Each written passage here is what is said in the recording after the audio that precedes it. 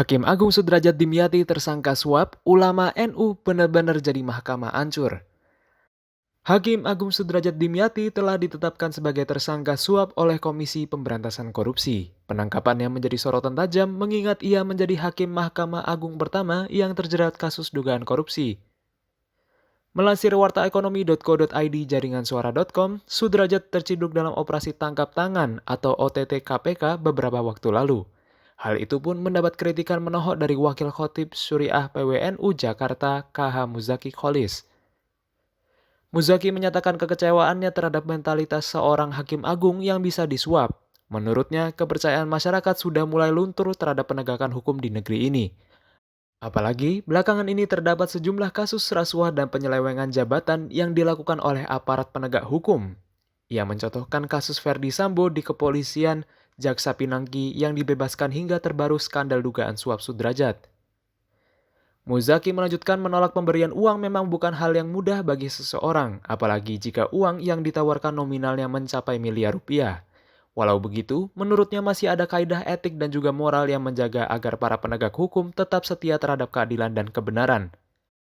Dalam temuan KPK, Wakil Ketua KPK Alexander Marwata membongkar dugaan suap itu berdasarkan pemeriksaan saksi. Mengejutkannya, Sudrajat diduga bukan hanya sekali dalam bermain perkara.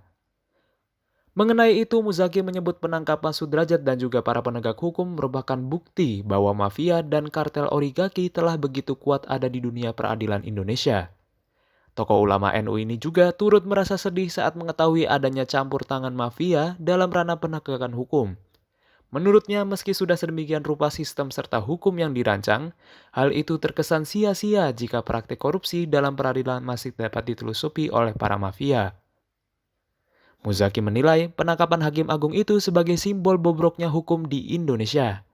Kredibilitas MA lanjutnya akan rusak dan akan diragukan tingkat kepercayaannya oleh publik jika para oknum yang diberikan amanah justru mengabaikan tanggung jawab moralnya itu. Sebagai informasi, KPK menetapkan 10 orang menjadi tersangka dalam perkara ini. Selain Sudrajat Dimyati, mereka adalah Hakim Justisial atau Penitera Pengganti MA Eli Tripangestu, PNS pada Kepanitraan MA Desi Yustria, serta Muhajir Habibi dan PNS MA Nurmanto Akmal dan Al-Basari. Dari 10 orang itu, 7 diantaranya telah ditetapkan sebagai tersangka dan langsung menjalani penahanan, sedangkan tersangka lainnya yang belum ditahan adalah Ivan dan Herianto. Kasus tersebut terbongkar lewat operasi tangkap tangan atau OTT KPK yang digelar pada Rabu dan Kamis kemarin. Sudrajat diduga menerima suap untuk memenangkan gugatan perdata kepailitan koperasi simpan pinjam inti dana di Pengadilan Negeri Semarang.